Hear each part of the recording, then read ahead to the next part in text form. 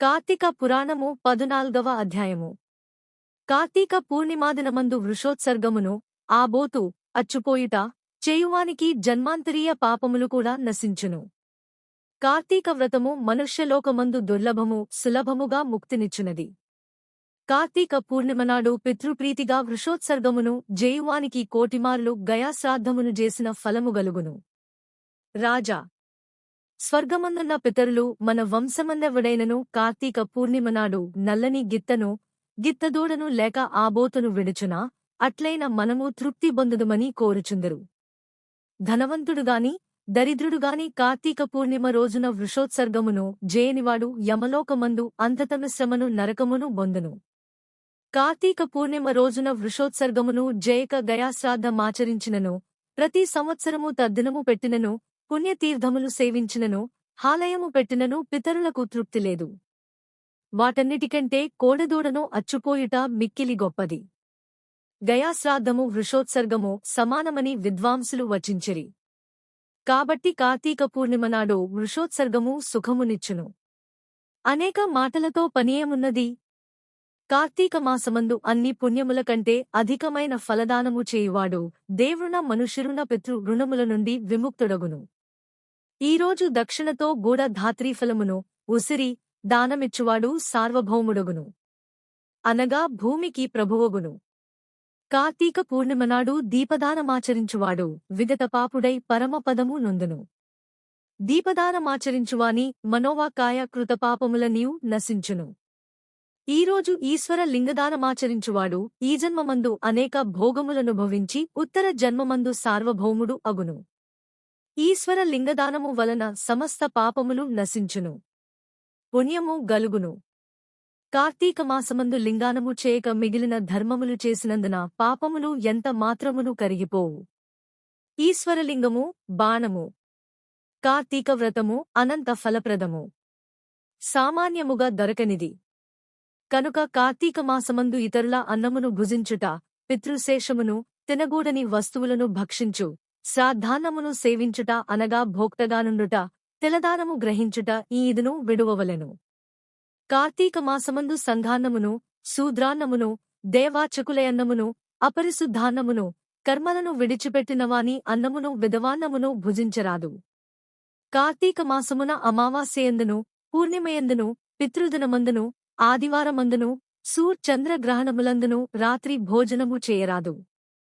కార్తీక ఏకాదశినాడు రాత్రింబగళ్లను వ్యతిపాత వైధృతి మొదలైన నిషిద్ధ దినములందును రాత్రి భుజించరాదు.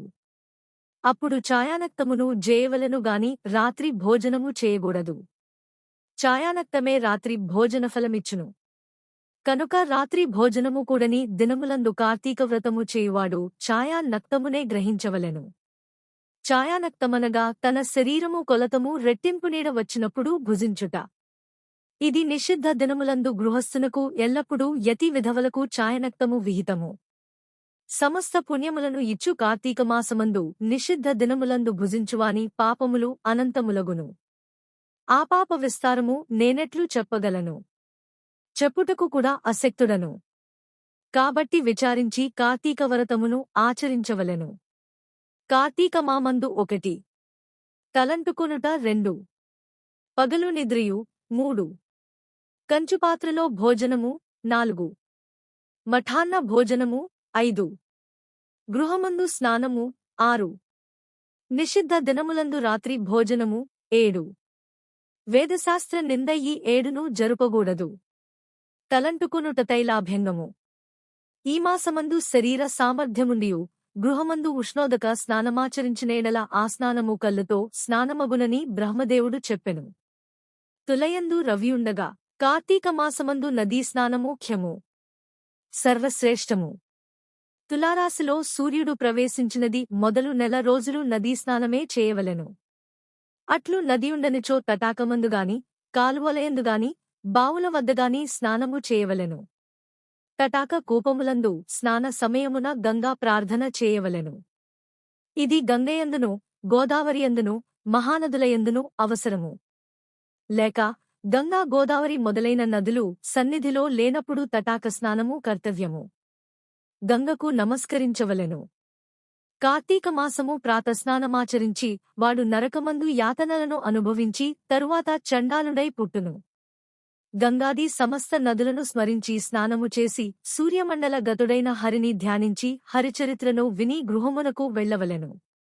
పగలు చేదెదగిన వ్యాపారములన్నీ చేసుకుని సాయంకాలము తిరిగి స్నానము చేసి ఆచమించి పూజాస్థానమందు పీఠముంచి దానియందు శంకరుని ఉంచి పంచామృతములతోనూ ఫలోదకములతోనూ కుశోదకముతోనూ మహాస్నానము చేయించి షోడశ ఉపచారములతోనూ పూజించవలెను. తరువాత శంకరుని ఆవాహనము చేయవలెను. శంకరాయ ఆవాహనము సమర్పయామి. తరువాత 2 వృషధ్వజాయ ధ్యానం సమర్పయామి. 3 గౌరీప్రియాయ పాద్యం సమర్పయామి. 4 లోకేశ్వరాయ అర్ఘ్యం సమర్పయామి.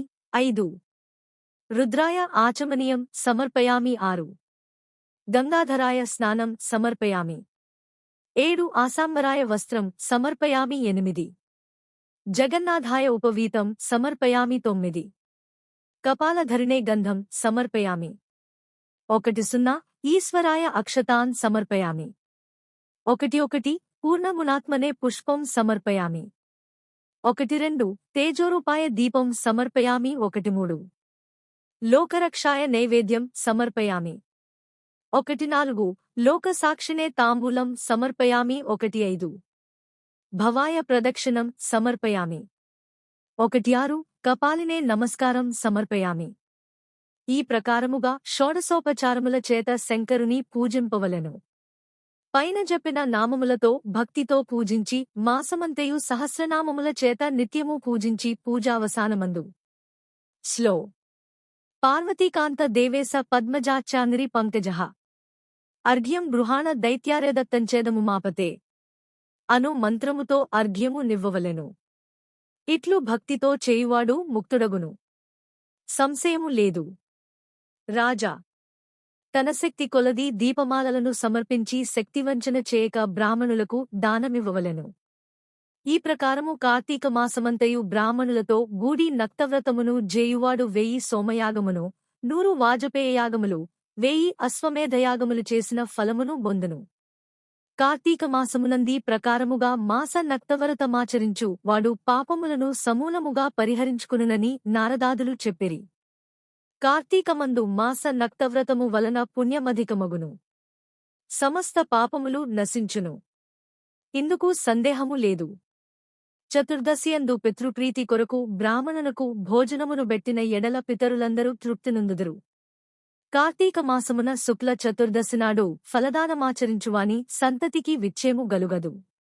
సందేహము లేదు. చతుర్దశినాడు ఉపవాసమాచరించి శంకరుని ఆరాధించి తెలదానమాచరించు వాడు కైలాసమునకు ప్రభువగును. సమస్త పాపములను బోగొట్టునదియు సమస్త పుణ్యములను వృద్ధిపరచునదియు అయిన కార్తీకవ్రతమును జేయువాడు విగతపాపుడై మోక్షమొందును. పవిత్రకరమైన ఈ అధ్యాయమును భక్తితో వినువారు సమస్త పాతకములకు ప్రాయశ్చిత్తమును జేసుకున్న వారగుదురు. ఇతి శ్రీ స్కాందపురాణే కార్తీక మహాత్మ్యే చతుర్దశాధ్యాయ సమాప్త.